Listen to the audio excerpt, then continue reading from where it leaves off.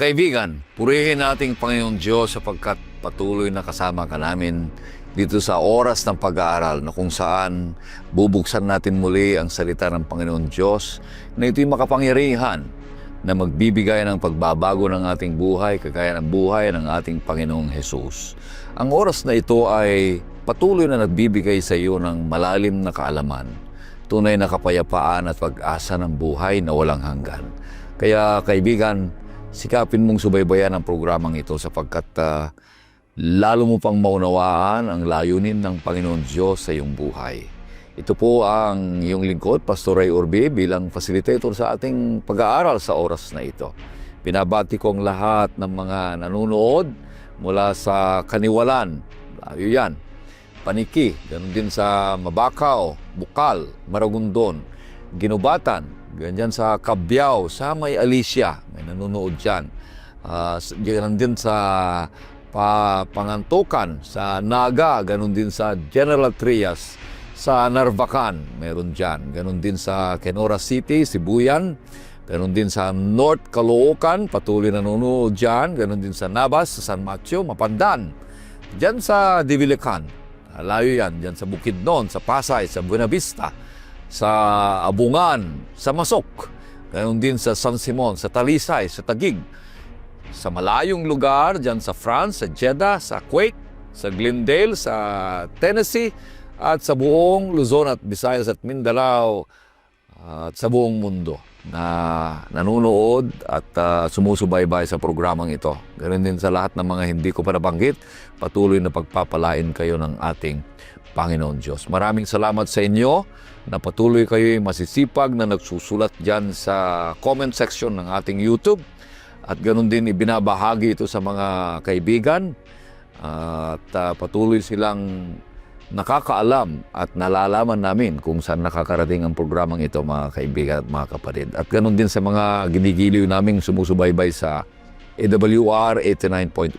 Dalangin namin na patuloy kayong basbasan, palakasin, at lumago ang iyong pananampalataya habang kayo ay nakikinig at sumusubaybay sa programang ito.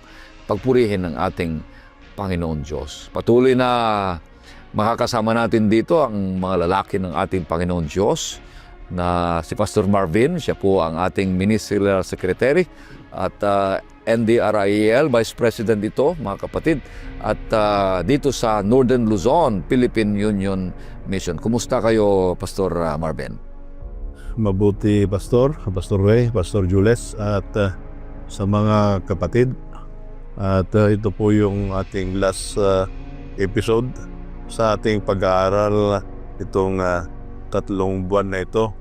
Nawa sa iyong pagsama sa amin hanggang sa simula, hanggang ngayon, at nakaranas kayo ng biyaya ng Panginoon at naging malalim po yung ugnayan nyo sa ating Panginoon dahilan sa pagkaunawa ninyo sa banal na kasulatan. Kami po ay nagpapasalamat sa inyo at sana po hindi lang sa pagkaalam kundi sa pagbabahagi rin sa ating pagtuturo sa ating para paaralan eskwela sa Batina at sa pag-share sa mga kaibigan na itong napapanood niyo pong ito. Maraming pong salamat.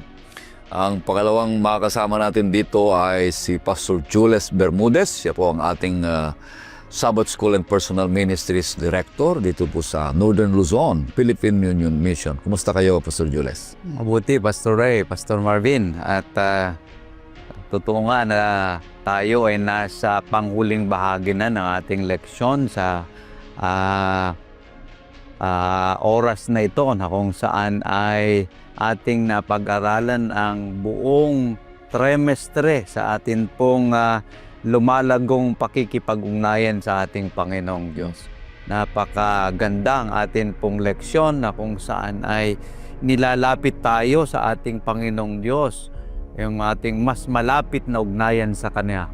Anyangat patuloy sana mga minamahal ang ginigiliw naming mga taga-subaybay na kahit pa matapos na itong ating leksyon, meron na naman tayong bagong leksyon na pag-aralan upang mas lalago pa ang ating ugnayan sa ating Panginoon. Alright, maraming salamat sa ating pagpapatuloy. Nais nating hilingin si Pastor Jules sa pangunguna sa isang panalangin. Panginoon, muli amin na pong buklatin ang inyong mga ginintoang salita.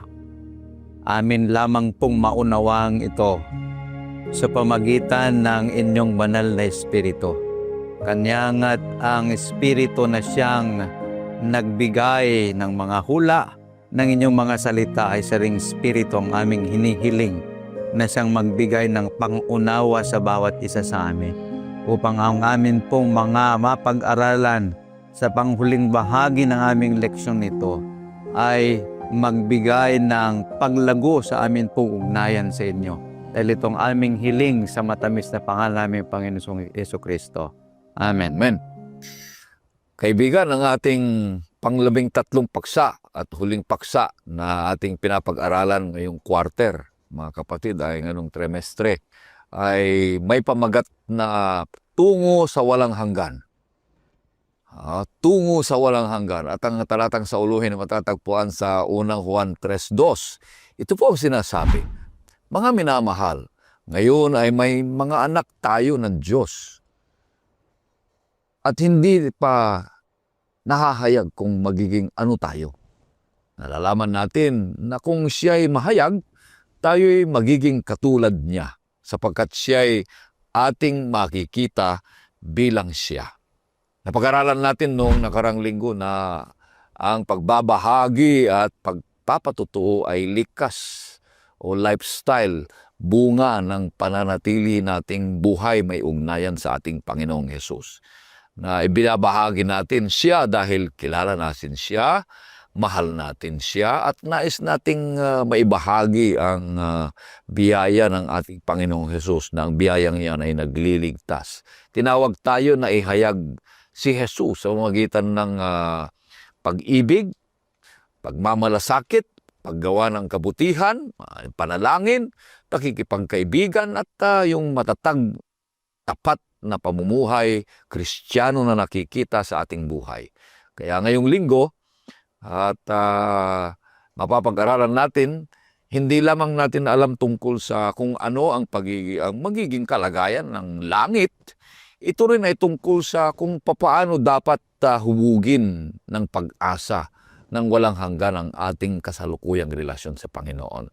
Kaya kailangan tiyakin natin ang ating relasyon sa Kanya. At ang katiyakan ng pagbabalik ni Kristo ay dapat ito'y mapalalim ng ating pananampalataya at mapatibay ang ating pag-ibig sa Kanya at ito'y nag-uudyok ng ating buhay na tapat habang naghihintay sa Kanya. Kaya tatalakayin natin ang ating leksyon, buuin natin sa 3 punto. Ang 3 punto na ito ay nagsisimula sa L, letter L. Ibig sabihin, una dito ay living readily for eternity. Ang pangalawa ay longing lovingly to see Jesus. At ang pangatlo ay loyally following the Lamb. At ang mga ito ay pag-aralan natin. Unahin natin si Pastor Marvin na siya ang magpapaliwanag sa unang punto. Sabi dito ay living readily for eternity. Pastor Marvin, anong ibig sabihin nito? Maganda dito, patungong saan patungo ito? Eternity. Eternity. Patungo sa Doon sa walang hanggan. walang hanggan. Maganda ito, yung closing lesson natin ay patungo sa walang hanggan. Oo. Now, paano tayo magkaroon ng buhay na walang hanggan? Saan nagsisimula ito? O paano magkaroon ng buhay na walang hanggan? Maganda yung ating memory text. Tingnan muna natin yung memory text natin, Pastor Ray at Pastor Jules. Ang sabi doon, Beloved, anong sabi niya sa Tagalog? Minamahal. Mahal. Minamahal.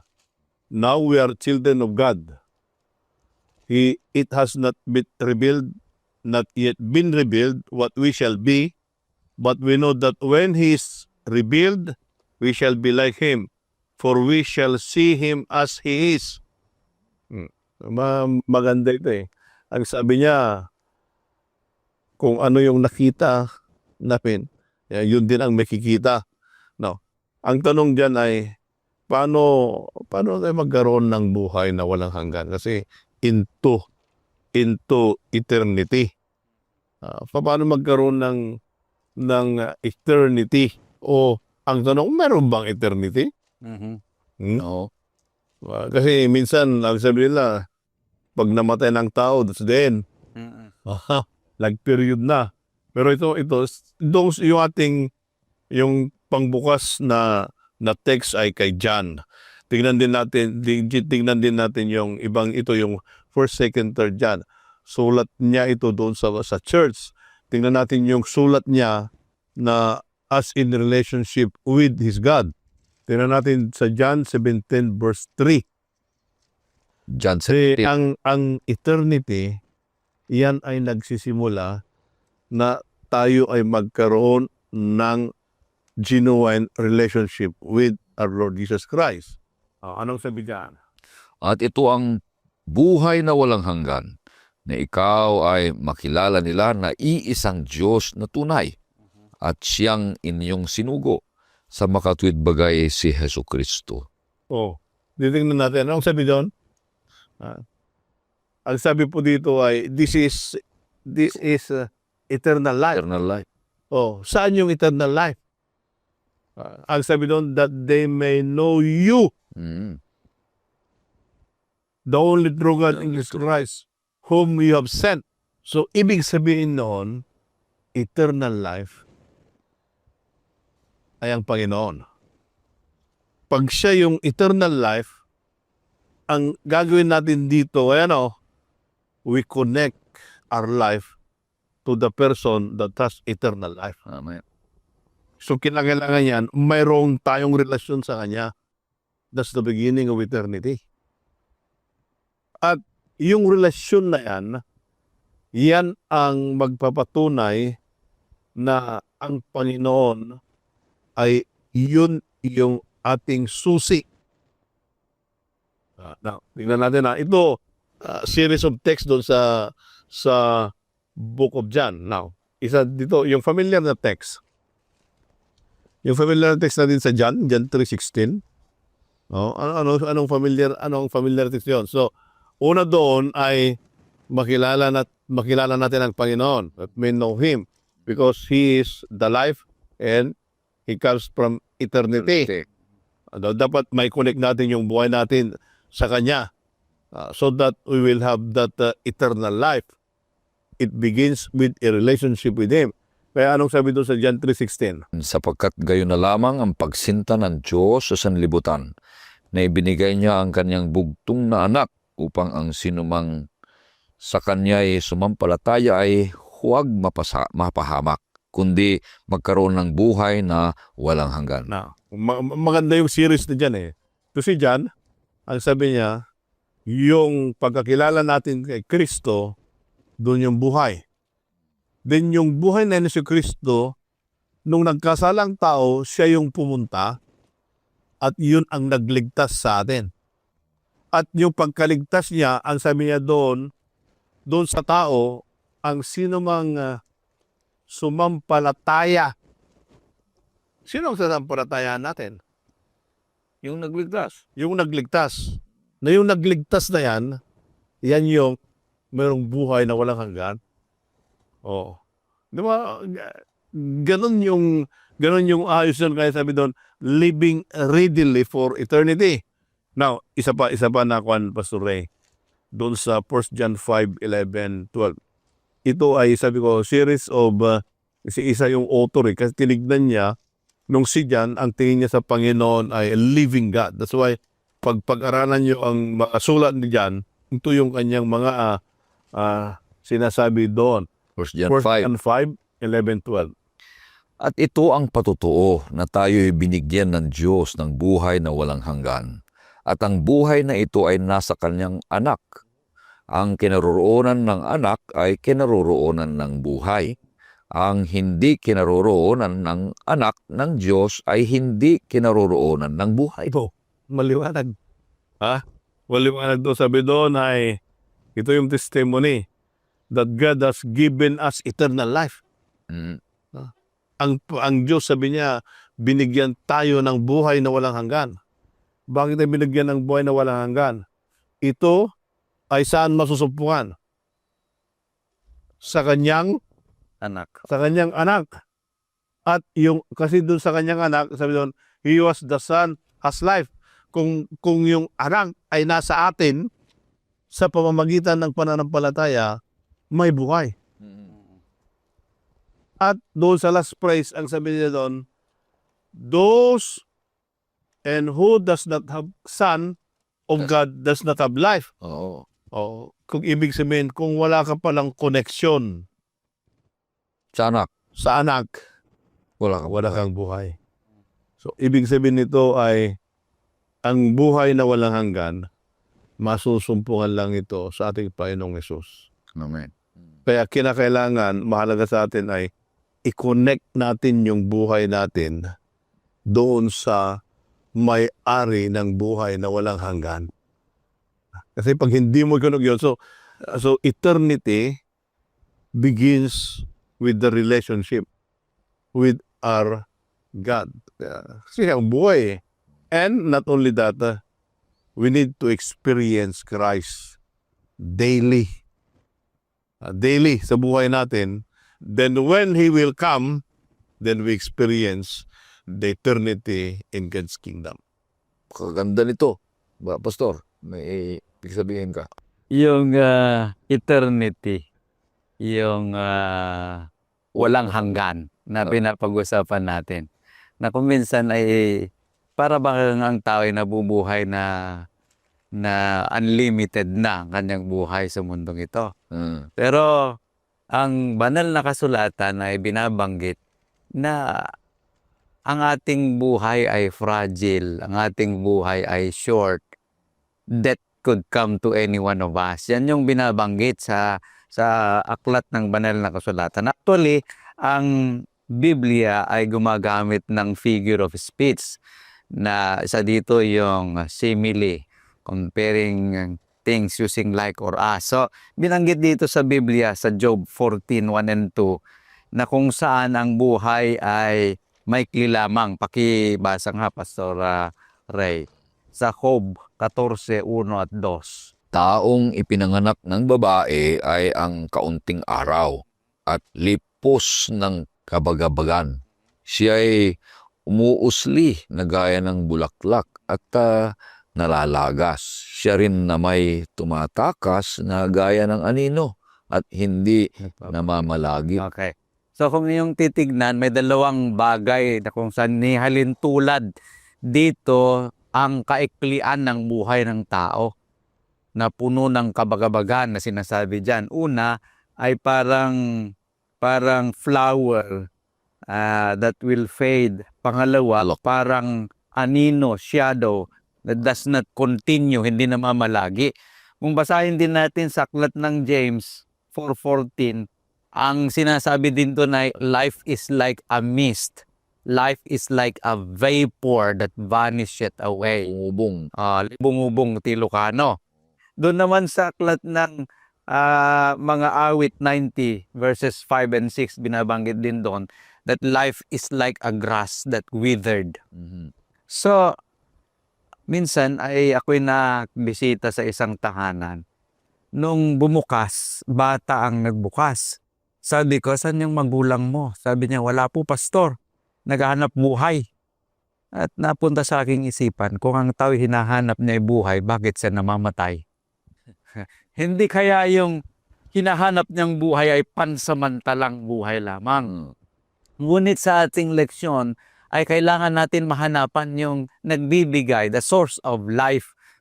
Binanggit na kanina ni Pastor Marvin. Dahil doon sa aklat ng Juan, mula sa Kapitulo 1 hanggang sa Kapitulo 11, ay binabanggit niya dito iba't ibang pananalita tungkol sa ating Panginoon. Sinasabi doon that Jesus is the water of life. Jesus is the bread of life.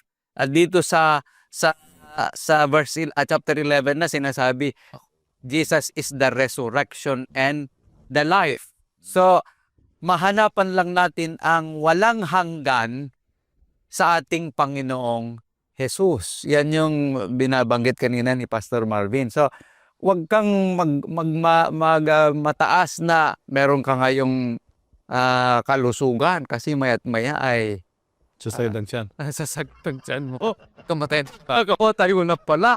Wag sana. Pero ito yung kung minsan ang tao ay proud, maya't maya ay patay na. So, ang buhay natin sa mundong ito ay kailangan na nakaangkla palagi sa ating Panginoon na siyang nakapagbibigay ng buhay na walang hanggan upang tayo'y makahanda. Dahil sabi sa ating leksyon ay ang panahon, let us be watchful dahil hindi natin alam kung saan kailan darating ang ating Panginoong Hesus. So, ang dapat na buhay na ipamuhay ng bawat isa sa atin ay kailangan natin to seek God's face daily sa ating buhay upang sa ganon ay pagdating niya, magkaroon tayo talaga ng buhay na walang hanggan. Yung halintulad doon sa kailan na flower, it will wither, then shadow, Mm-mm. then wala yan. Doon sa verse 5, doon verse 5 sa pagibasa. Kasi ang sabi doon ay yung verse 5. 5, sabi dito, yayamang ang kanyang mga kaarawan ay nangapasyahan. Ang bilang ng kanyang mga buwan ay talastas mo. At iyong hiningahan ang kanyang mga hangganan upang wag siyang makaraan. Oh, ito yung buhay ng tao. Ang sabi doon yung buhay ng tao, ang sabi doon na your days, your months, your years ay nasa kamay ng Panginoon. At hindi niya pwedeng lampasan. Ibig sabihin nun, yung tao may hangganan. Ang Panginoon, walang hangganan. Dapat yun sana yung ating tanggapin na realidad. Pag may measurement yung buhay ng tao, anong remedyo? Kung siguro, kung may magbibinta ng insurance na ang insurance ay walang kamatayan, ay siguro lang to mag-i-invest. Mag-i-invest, di ba? Pero ang sabi ng Panginoon ay merong panahon na all things will come to an end. 1 Peter 4 verse 7. Tingnan na. Ang sabi doon ay all things will come to an end. Ngunit ang wakas ng lahat ng mga bagay ay malapit na. Kayo nga'y mga kahinahon at mga puyat sa panalangin. Yung unang praise, ang sabi doon, ang kawakasan ay malapit na. So, ibig sabihin noon, lahat ng bagay dito sa sanlibutan, mayroong hangganan. Ang buhay ng tao rin, mayroong hangganan.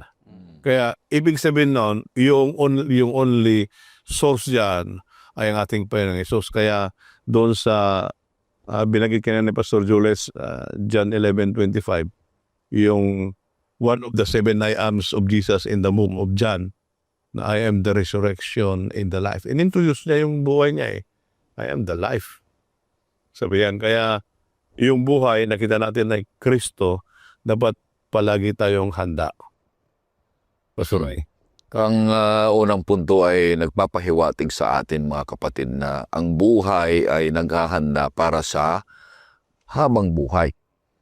Lalahanin natin na ang ating buhay ay napakaganda na sinasabi nito mga kapatid ng ating mga kaibigan dito na maiksi, walang mahaba. Kahit sa tingin natin ay 100, 200, 300, maiksi pa rin yan kumpara sa buhay ng ating Panginoong Hesus na walang hanggan. Ang punto dito na nais kong alalahanin natin ay ang buhay ay hiram sa Diyos. Kaya nga may kantang, hiram sa Diyos ang aking buhay. Kung hiram sa Diyos, alalahanin mo na pangalagaan mo. Humiram ka ng martilyo, tapos yung hiniram mong martilyo kung saan-saan ginagamit, nasira, ay isauli mong sira, sa sunod manghiram ka, hindi ka napahiramin. Kaya ito'y hiram ang ating buhay, alagaan natin, ayusin natin ayon sa kalooban ng ating Panginoon Diyos para mabuhay ito ng mahaba ng konti. Kagaya ng ating Panginoong Hesus na ibinigay niya sa atin.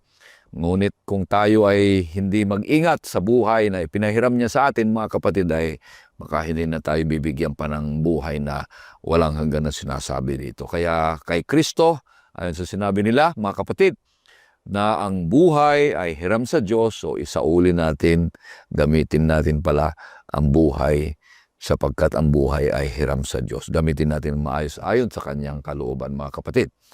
Punta na tayo sa pangalawang punto. Longing lovingly to see Jesus. Ganda nito, Pastor Marvin. Longing lovingly. Ang eternity.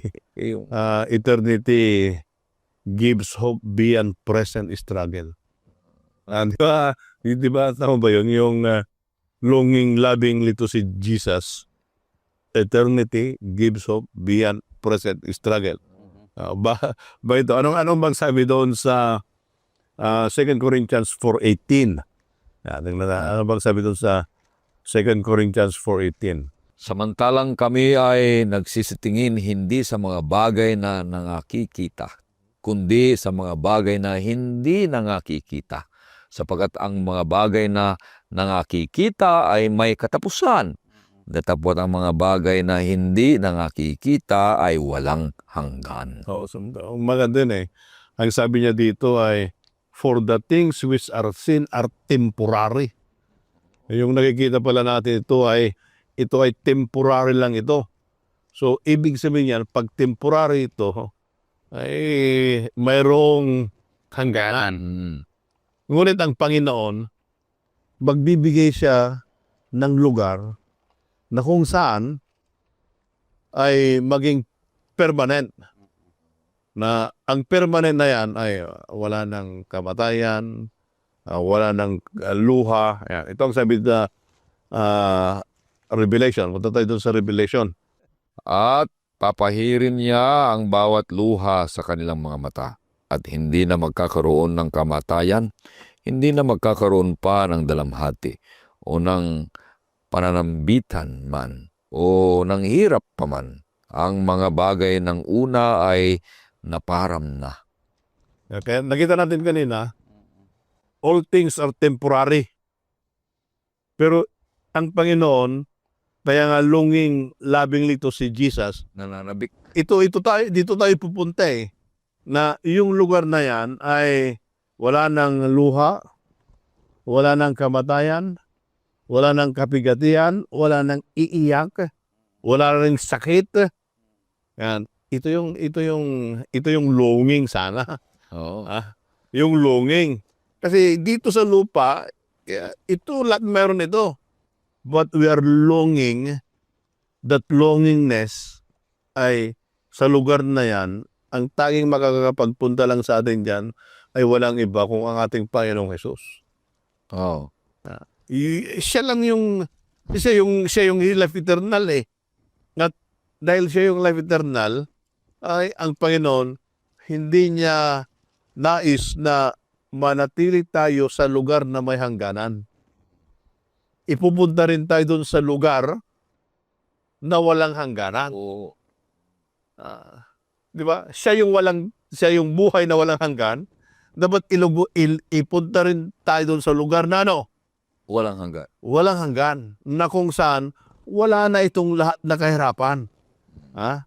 Wala na ito. Kaya ang maganda doon na yung ibinigay ng ating Panginoong Hesus sa atin ay dapat ito sana Pastor Ray, Pastor Jules, ito ay magbigay ng encouragement sa atin na magpatuloy sa pananampalataya. Walang silbi yung buhay natin dito na naglingkod tayo sa Panginoon, nanampalataya sa Panginoon, at then wala ding Saysay, oo. wala din. Kaya ang maganda dito, nag-encourage sa atin dito na sana yung paglalakbay natin bilang isang mananampalataya ay patungo tayo doon sa buhay na walang hanggan. Itong Pastor. aklat ng Apokalipsis na binabasa natin, na pinapabasa ni Pastor Marvin, ay sulat ito ni Juan doon sa Isle of Patmos. Si Juan na hindi namatay sa mga tabak, kundi siya ay namatay sa katandaan. Dan. Habang nandun siya ay parabagang nawawalan ng pag-asa kasi patay lahat yung ang kanyang nakikita. Lahat ng nandun ay mga patay, kahit ng mga kahoy patay, mga bato patay. Pero itong aklat ni Juan ay punong-puno ng pag-asa na kung saan dito sa panghuling kapitulo, kapitulo 22, tatlong beses na binanggit ng ating Panginoong Hesus na siya ay babalik muli. Chapter 22 verse 7, pakibasa, Pastor Ray. At narito, ako'y madaling pumarito. Ah. Mapalad ang tumutupad ng mga salita ng hula ng aklat na ito. Verse 12. Narito ako'y madaling pumarito at ang aking gantimpala ay nasa akin upang bigyan ng kagantihan ang bawat isa ayon sa kanyang gawa. Verse 20. Ang sumasaksi sa mga bagay na ito ay nagsasabi, oo, ako'y madaling pumarito. Siya nawa, pumarito ka, Panginoong Hesus. So, kung ating titignan, ito yung pag-asa na nagbigay kay Juan habang sinusulat niya ng aklat ng Apokalipsis. So, yung ultimate na sinasabi natin na hope, pag-asa ng mga mananampalataya ay hindi lamang yung place na sinasabi natin na heaven, kundi yung makita si Jesus. Ito yung ultimate hope of every believer sana. Hindi yung gusto kong pupunta sa langit, kundi yung makita natin yung person na si Jesus Christ. Dahil we are hardwired, na kung saan hardwired first-hand closeness with our Creator. Kung ating babasahin doon sa ating lesson sa Genesis 2:7, tayo ay nilalang ng Panginoong Diyos sa kanyang wangis. God breath into His nostrils. So, we are created for intimacy. And we are longing to see Jesus. Ito yung dapat na nagbibigay ng pag-asa sa bawat isa sa atin. Longing lovingly to see our Creator, Jesus Christ, our Savior and Redeemer, Jesus Christ. Kaya ngayon ay pinakamagandang balita na ang bawat isa ay may pananabik na makita ng mukhaan. Mga iba nga ay gusto lang yung matikman yung bunga ng kahoy, maapakan ng mga ginto, pero ang pinakamahalaga doon ay makita ng mukhaan ng ating Kaya kanina ay yun yung umpisa natin na kinakailangan yung buhay ko, buhay ng makonect doon sa source ng eternal life na walang iba ang ating Panginoong Jesus. Kaya once na na-connect ka doon, here, hindi mo man siya nakikita, but you have now a personal relationship with Him. And that personal relationship, yun yung gagantimpalaan ng Panginoon na kung saan when He comes, then you can see Him face to face. At yung pagkita mo sa Kanya na face to face, dadalhin ka rin niya doon sa lugar na kung saan as a reward of faithfulness, then doon maganda not only the place, but to be with Him. Be with Him forever. Yun ang yun yung magandang senaryo doon. Because it will start, mag-uumpisa yan dito sa relationship. Ay, okay, yung sinasabi natin na kung hindi mo kilala yung hinihintay mo, maiinip ka talaga na maghintay. Ngunit kung kilala mo yung hinihintay mo pa at mahal mo, ay kahit ilang oras kang maghintay, Hindi ka mabuburi. hindi ka pabori. Oo.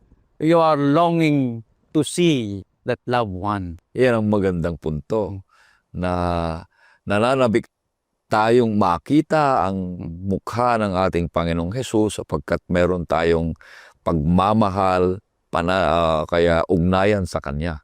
Hindi yung resulta para makita natin ang mukha ng Panginoong Hesus. Tumupad ako ng utos kaya kailangan makita ko ang mukha. Hindi yun. Mga kapatid, kundi meron tayong ugnayan na malalim at pag-ibig sa Kanya. At ang resulta niya na ay pagsunod sa Kanya. Pangatlong punto, loyally following the Lamb. Yun na. Mga kapatid, kung anong ibig sabihin nito, Pastor Marvin. Loyally following the Lamb. Maganda ito kasi sino ba yung lamb? Isa pa rin. Yun yung natin Yun yung ating i-define diyan. Sino ba yung lamb na yan? Na dapat nating sundan. Na dapat nating sa sundan. At pag titingnan natin na itong lamb na ito, dapat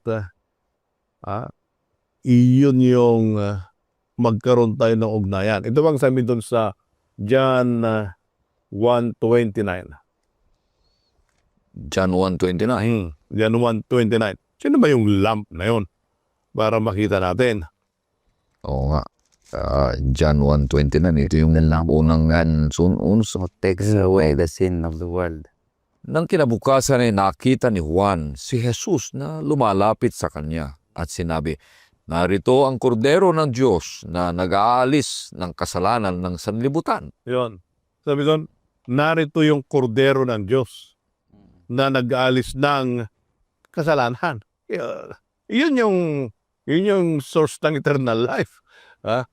In-introduce niya na siya yung lamb na nagtatanggal ng kasalanan. Kaya pag titignan natin dito, yung outline natin ay loyalty following the lamb. Yung lamb, walang iba kundi ang ating Panginoong Hesus. Dapat yung loyalty natin, hindi sa sarili, hindi sa earthly things, hindi sa material things. Hindi yun. Kasi minsan, ang loyalty, nadadivert instead of God, nadadivert sa mga bagay na bagay na temporary. Na yun ang nagiging Panginoon. Kaya minsan, yun ang nagbibigay sa atin na ma-miss natin ang Panginoon. Kasi yung loyalty, hindi doon sa kordero na nagtatanggal ng kasalanan, kundi yung papel na nagbabayad sa bangko. Kaya ito yung question of loyalty. Ito yung question ng loyalty. Kaya kinakailangan na yung loyalty natin ay nakatuon doon sa kordero na yan. Kasi yung kordero na yan, yan yung bride. Kasi tinignan natin, ito, binasa natin yung John. Pagpunta ka sa Revelation, si John pa rin yun Kaya, agtunos, si Bagbagana, may ugnayan yung kanilang sinasabi dyan. Kaya, doon sa, let's go to Apocalypse ulit. Kaya, ito siya yung lamb. Then, doon sa Apocalypse 22:17, ito yung kasalan sa langit. Ito ba yung kasalan sa langit? sabi dito, O yung bride? at ang espiritu at ang kasintahang babae ay nagsasabi, "Halika." At ang nakikinig ay magsabi, "Halika." At ang nauuhaw ay pumarito. Ang may ibig ay kumuhang walang bayad ng tubig ng buhay. Ito yung bride. Yung lamb dito, kika natin. Now, at yung lamb na yan na nagsasabi, siya rin yung darating. Siya rin yung darating. Doon lang sa pinakababa, yung last text, verse 20, Pastor Ray, kasi eternity ito, into eternity. Ang sumasaksi sa mga bagay na ito ay nagsasabi, "Oo, ako'y madaling pumarito. Siya nawa, pumarito ka, Panginoong Jesus." Ito yung law, ito yung following the Lamb. Mm. Kanina pinag natin yung longing. Ngayon, yung longing, if you follow the Lamb until Jesus will come, we should be faithful. Ito yung mahalaga. Kaya mga minamahal na kapatid at mga kaibigan, following the Lamb is to be faithful with Jesus until He will come. Ano man ang dinadaanan ng ating pananampalataya, mapunta man tayo sa detour, mapunta ka man sa rough road, struggle, whatever kind, dapat hindi mawala yung paningin natin sa pagdating ng ating Panginoon. Because that should be our loyalty. Kaya maganda dito eternity, Pastor Jules, eternity will remind us that the earthly things are only temporary. Mayroon ding sinasabi, Pastor, dito sa Kapitulo 7 ng Apokalipsis. Mas magandang salita ang sinabi niya dito na loyally following the Lamb. And they follow the Lamb wherever it goes. Yeah. Sabi. Tama yun. Sino yung mga ito? Itong mga 144,000, di ba? So, magandang balita na yung mga nangaligtas na sinasabi pa dito na binabanggit na 144,000 ay sila yung mga nasunod, sumusunod. Tapat na sumusunod sa, kaya nga loyally following, tapat na sumusunod sa kordero. Paano? Day and night, sabi nga diba? So paano ito day and night na ito, mga kapatid? Yung buhay mo ay buhay si Kristo sa iyo. Yung ugnayan mo ay nasa sa iyo. Ugnayan mo kay Kristo. Sa panalangin, sa gawa, lahat ay, ang isip ay na kay Kristo Jesus.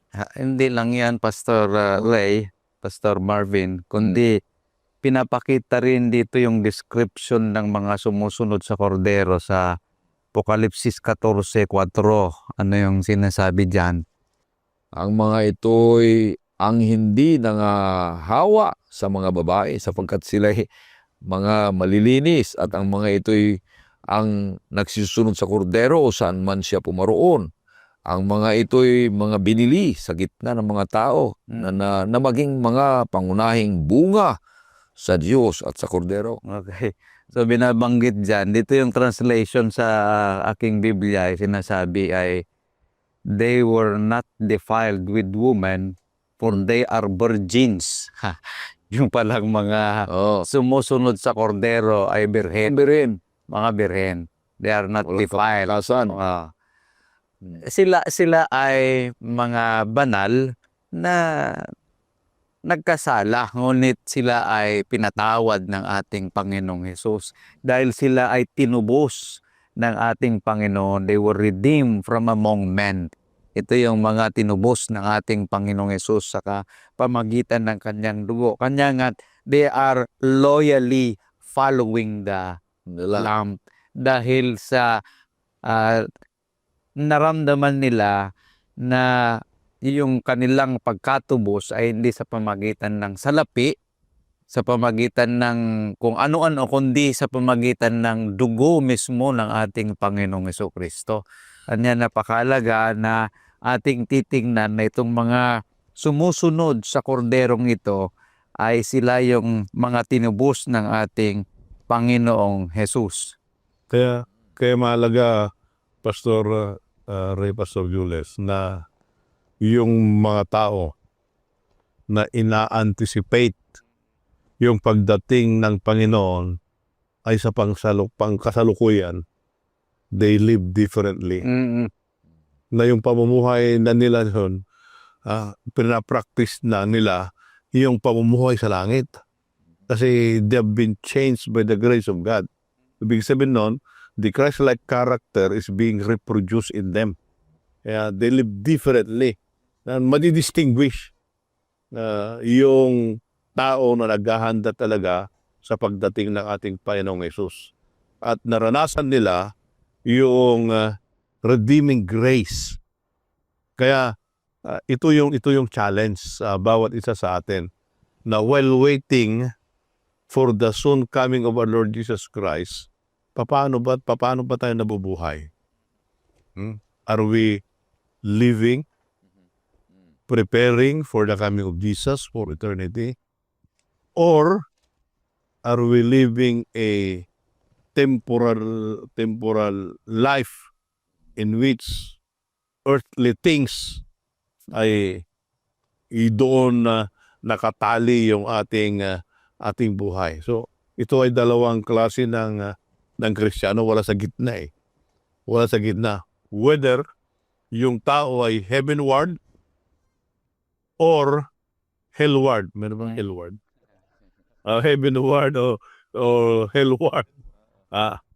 Ito yung direction ng tao. Kaya yung ating lesson, sinasabi niya sa atin ay into eternity. Bakit eternity? From now on, our life, yung buhay natin, dapat nakadugtong sa ating Panginoong Hesus.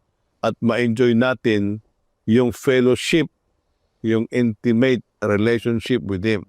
Because in that relationship, diyan nag-uumpisa ang buhay na walang hanggan. At dapat yun ay na-enjoy natin. Kaya maganda ito eh, yung mga previous lesson natin, yung mga setbacks. Itong mga setbacks ito, they are just but temporary while waiting for the soon coming of our Lord Jesus Christ. At itong mga setbacks ito, hindi yun sana yung umagaw yung ating attention patungo sa eternity. Minsan, itong mga setbacks, ito yung nagdadivert. Nadivert yan. Kaya minsan, ito yung diversionary tactics na later on, madiskaril sa parambarataya. Marami na disgrasya sa diversion. Nadidiskaril parataya. So, dapat kinakailangan yun ay nakafocus pa rin sa ating Panginoong Hesus. Whether they will pass you through setbacks or whatever kinds of tutorial, dapat huwag tayong madiskaril yung ating pag-asa at pananampalataya sa ating Panginoong Hesus. Kasi yun sana ang patutunguhan ng bawat isa sa atin. Kanya ang dapat tanungin ng bawat isa sa atin, am I truly following the lamp? Yeah. Or am I trying to let the lamp follow me? Darating ang Panginoon, sabi sa Hebrews 9:28, hindi sa pamagitan ng ating kasalanan, kundi doon sa mga naghihintay sa Kanya. Kailangan na tayo ay maging tapat na naghihintay sa ating Panginoong Hesus. Purihin ang Panginoon Diyos. Maraming salamat, kaibigan. Pastor Jules, Pastor Marvin. Alam nyo, meron akong kwento na isang kapatid ay ang kanyang mga anak ay nasa Amerika. At ang sabi ng mga anak sa Amerika ay, Nanay, dadalhin ka namin dito sa Amerika, ipaghandaan mo. Tandaan mo, dito sa Amerika ay malamig. Dito sa Amerika ay ang salita ay English dito. At ang pagkain dito ay burger. Eh di sige. Eh di nung kakaunin na at pupunta na sila sa airport, ito'y kwento na talagang nangyari. Kumain sila dyan sa Burlex. Oo. Eh nung nandun na sila, tawagin na ang nanay. Nay, kain na tayo. Ay, hindi mo tawag-tawag. Yan nung lumabas naka-jacket. O anong ginawa nyo? Bakit naka-jacket? Sabi, kainit-init. Sabi, nung nagsalita, English naman na. Abay, nagsasalita ng English, naka-jacket sa gitna ng init, tapos nung makita niyang pagkain ay dati niyang kinakain ay gusto ay burger, ay nagtaka na itong mga ito. Tinanong ang nanay, sabi niya kasi sa Amerika, ang pagkain ay burger. Kaya naghahanap na siya ng burger. Sabi niyo kasi sa Amerika ay English. Kaya nag-i-English na siya. Sabi niyo kasi sa Amerika ay malamig. Kaya nakadakit na siya. Narito pa lang sa Pilipinas, Ang isip niya ay Nasa Amerika. nasa Amerika na. Tayo lahat, mga kaibigan at mga kapatid, nabubuhay tayong temporaryo dito sa lupa. Ang pinakamahalaga ay ang ating isipan, ang ating damdamin, ang ating panukala ay may ugnayan na naghahanda patungo sa langit na bayan. Ang ugnayan sa ating Panginoong Hesus ay napakahalaga sapagkat walang kwenta lahat ng mga bagay nito kung wala tayong ugnayan na buhay sa ating Panginoong Hesus. Tapat tayo hanggang sa wakas. Sabi ni Pastor, kahit anong may mga mangyaring setbacks, tapat tayo sa ating Panginoon. Sabi ni Pastor ay kung kahit may mga pagsubok sa buhay, tapat tayo hanggang sa wakas. Kaya purihin ang Panginoong Diyos, mga kaibigan at mga kapatid. Patuloy kayong susubaybay. Oo, patapos na ito.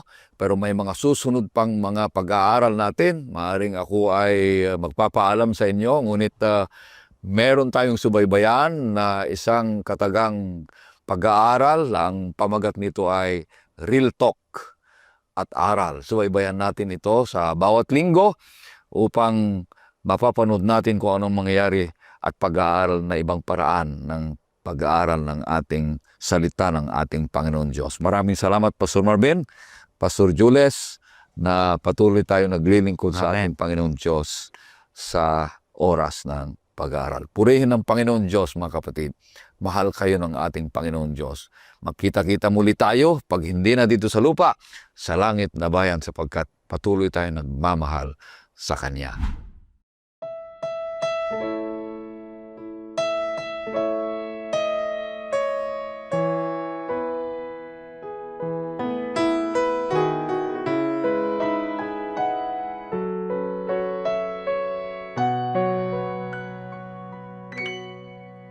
May syudad si Jesus na wala ng araw at gabi di na makikita.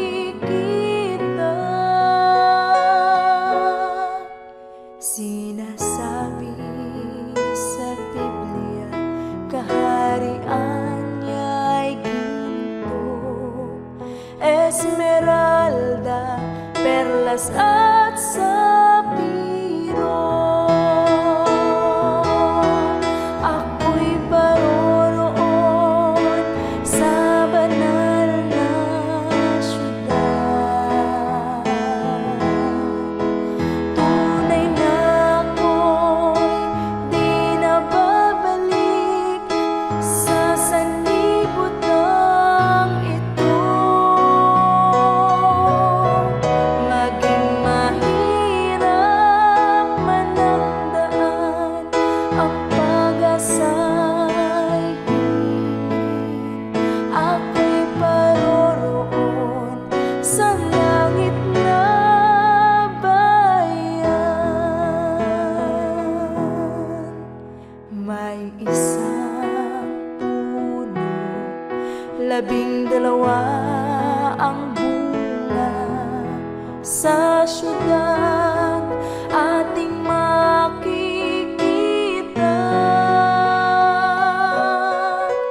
Ito'y inihanda ng Diyos na dakila. Lahat tayo'y libre ang pagkuha. Ako'y paroroon sa banal na syudad. Tunay na ako'y di na babalik sa sanlibutan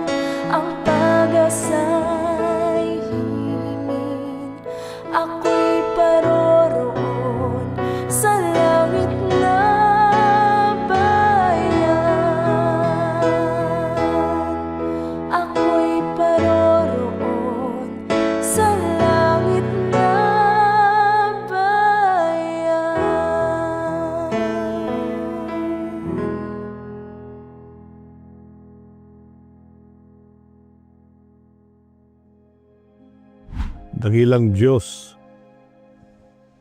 maraming pong salamat sa ibigay niyo po na aral sa amin. Na bawat isa sa amin ay patungo sa buhay na walang hanggan.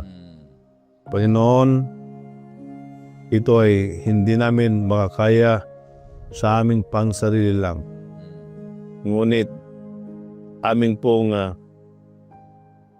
ibinibigay ang buhay namin sa may akda ng buhay na walang hanggan, walang iba kundi ang aming Panginoong Hesus. Panginoon, baguhin niyo po kami. At ang buhay namin ay kinakailangan po na maidugtong namin po sa inyo. Para sa ganon, ay magkaroon kami ng buhay na walang hanggan at makita ka namin face to face at manirahan kasama namin ikaw na walang hanggan.